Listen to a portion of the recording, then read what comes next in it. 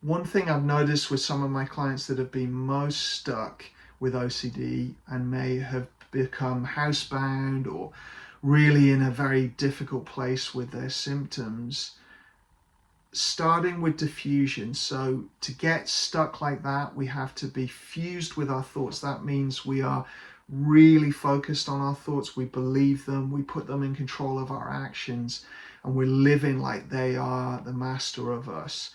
And what we want to learn to do is realize that mind is not always our best ally, and we can learn to observe it through practice. We can create more distance until we don't believe these thoughts so much, and we have more control over our attention and our action and behavior.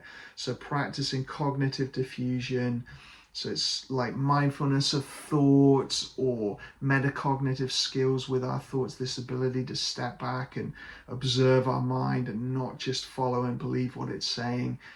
We want to develop that, as a starting point. And for people who are really stuck, we can always start to do that by just acknowledging our mind. You could look on Johnny Say Therapy YouTube channel for diffusion practices and skills there.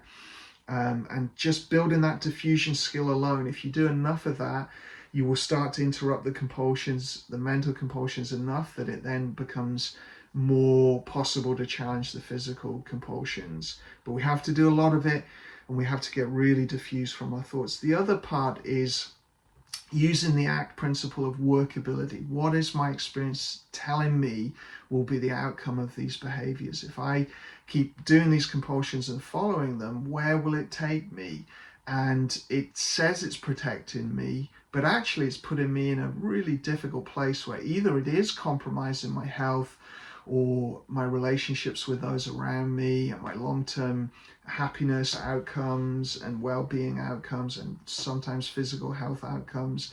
So we've got to look at it and go, it isn't protecting me. Other people are not following these rules who don't have OCD. And if I keep following them, what are the immediate costs? What is it going to cost me right now? What are the long-term costs? But more importantly, right now, what is it impacting and stopping me being able to do? And then using that combination of getting distance from our mind, this connection to workability and the long-term outcomes of following this behavior, and then trying to very gently and gradually challenge the OCD. If we're really stuck, what is the smallest achievable goal? And if that's not achievable, how do we break it into a smaller goal and a smaller goal? And if we're pushing and gaining more territory over the OCD, so the OCD had been gaining territory, now we're pushing back, expanding our life and gaining more territory, and then we get a setback. What's the smallest achievable goal there? What can I do to start regaining that territory over OCD? And you can do it even if you're stuck, even if you're housebound, even if you've been in that place for a long time.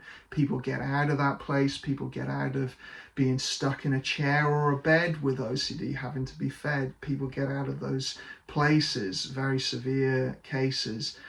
You can do it, but it takes a lot of hard work and determination, and therapy is going to be essential if you're really stuck in very intense symptoms.